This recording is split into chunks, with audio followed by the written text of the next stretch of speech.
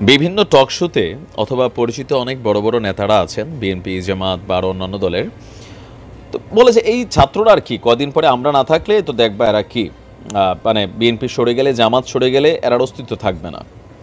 অস্তিত্ব থাকবে না কি থাকবে না, রেডি হন বাবু, নতুন একটা ঝড় আসতেছে। ঝড়ের পূর্বাভাসটা যদি আপনি বিচক্ষণ হন মোটামুটি পেয়ে যাচ্ছেন। আপনাদের খেয়াল থাকার কথা, গেল 2-3 দিন আগেই শহীদি মার্চ একটা দিবস আয়োজন করা হয়েছিল। এই দিবসে যেই পরিমাণ মানুষ কানেক্ট হয়েছে বাংলাদেশের বিভিন্ন জায়গায় বা ঢাকা শহরে, এটা একটা মেসেজ দিছে যে ছাত্রদের যে টিমটা অকার্যকর হয়ে গেছে। বৈষম্য বিরোধী ছাত্র আন্দোলন কোনো রাজনৈতিক দলের যেই এতদিন আমরা ভাবছি বা বিএনপি আওয়ামী লীগ মানে জামাত ইসলাম অন্যান্যরা দাবিও করছে আন্দোলনে আমরাই ছিলাম, ছাত্র আর কয়জন মারা গেছে, আমরা পিছনে বিভিন্ন মানুষ ছিলাম, এখন আর ছাত্র পাইব কিনা ডাক দিলে দেখাই দিছে। এখন এইটা দেখানোর পরে তাদের ভিতরে এনকারেজ আসছে, উৎসাহ আসছে। এর মধ্যে নাহিদ বলছিল যে এই মুহূর্তে দল করার চিন্তা নাই, এখন এই মুহূর্তে, তার মানে ভবিষ্যতে আছে কিনা। সার্জিদের বিভিন্ন বক্তব্য বিভিন্ন সময় যেটা সামনে নিয়ে আসছে যে রাজনীতিতে এই বৈষম্য বিরোধী ছাত্র আন্দোলন একটা নতুন দল তৈরি করতে যাচ্ছে। আর এবার দেখেন তারা যে দল তৈরি করবেই, এটার আজকের এই ভিডিওটা আপনি একটু মনোযোগ দিয়ে শুনলেই বুঝতে পারবেন। নতুন একটা কর্মসূচি তারা ঘোষণা করছে, বাট হোয়াই? এই কর্মসূচিগুলো করার জন্য বিএনপি আছে, আওয়ামী লীগ আছে, আওয়ামী লীগ আসলে জামাত আছে, জাতীয় পার্টি আছে, গণ অধিকার পরিষদ আছে, সারা বাংলাদেশেই বিএনপি এবং জামাতের তো কর্মীরা আছে, অন্যদের কথা আমি বাদে দিলাম। এখন তারা ঘোষণা কি দিছে, অন্যতম সমন্বয়ক হাসনাত আপনার সামাজিক যোগাযোগ মাধ্যমে স্ট্যাটাসে বলেছেন, প্রিয় চট্টগ্রামবাসী, আগামীকাল মানে আজকে 8ই আগস্ট থেকে শুরু হচ্ছে বৈষম্য বিরোধী ছাত্র আন্দোলনের বিভাগীয় এবং জেলা পর্যায়ের সফর। কি নিয়ে এখন বিভাগীয় জেলা পর্যায়ের সফর? তাদের উপদেষ্টা সরকার আছে, কাজ করতেছে, বিভিন্ন জায়গায় ডাক দিলে তারা যাচ্ছে, তাহলে তাদের সফরটা কেন আবার আসেন?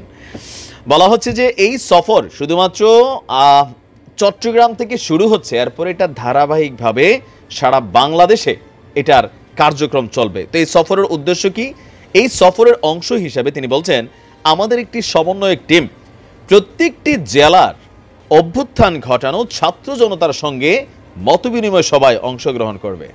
তার মানে সবাই তো লিডার হইতে পারে না। এখন আসলে কে কোন জেলাকে লিড করছে, একটা জেলার মধ্যে কতগুলো উপজেলা ছিল, সেই উপজেলাতে কোন ছেলেটা লিড করছে, এদের সবাইকে নিয়ে একটা টিম করা, এই টিমটা কেন্দ্রীয় এই ছাত্র বৈষম্য বিরোধী যেই সংগঠনের হাসনাত আছে, সার্জিস আছে, বাকি যারা আছে তাদের সাথে তারা বৈঠক করবেন, মতবিনিময় করবেন। তিনি বলছেন সফরের প্রথম জেলা হিসাবে চট্টগ্রামে 2টি মতবিনিময় সভা হবে, আর প্রথম সভাটি চট্টগ্রাম বিশ্ববিদ্যালয়ে বেলা 11টায় হবে।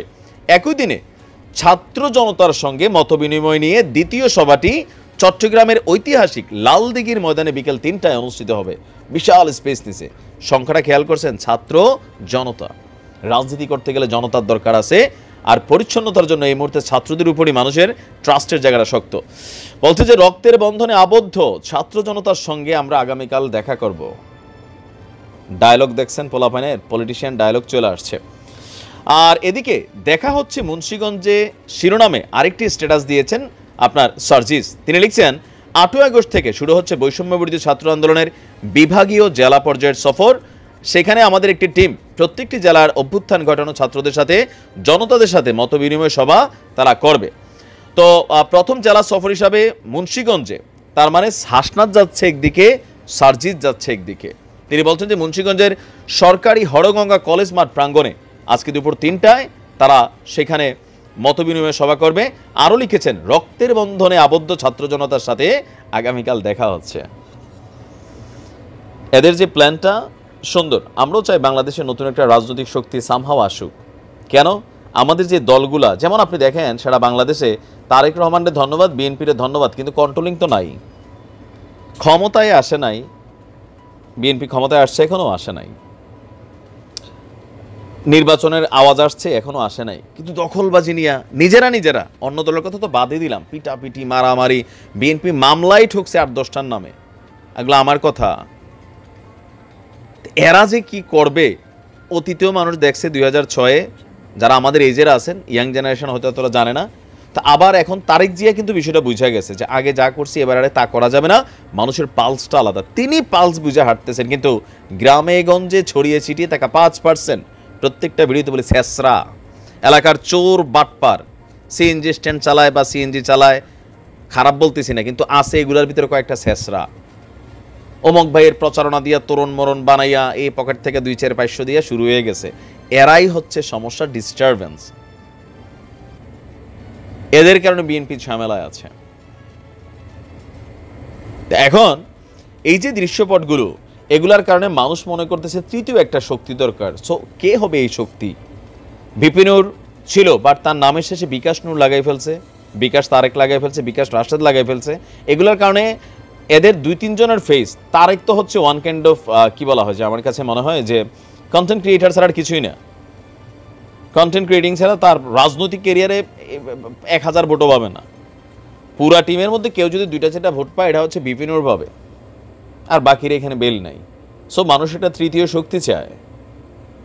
সেই তৃতীয় শক্তি হতে যাচ্ছে সার্জিসদের টিম। বিশাল পরিকল্পনা, আস্তে আস্তে দেখেন কি হয়। ভালো থাকুন, আসসালামু আলাইকুম।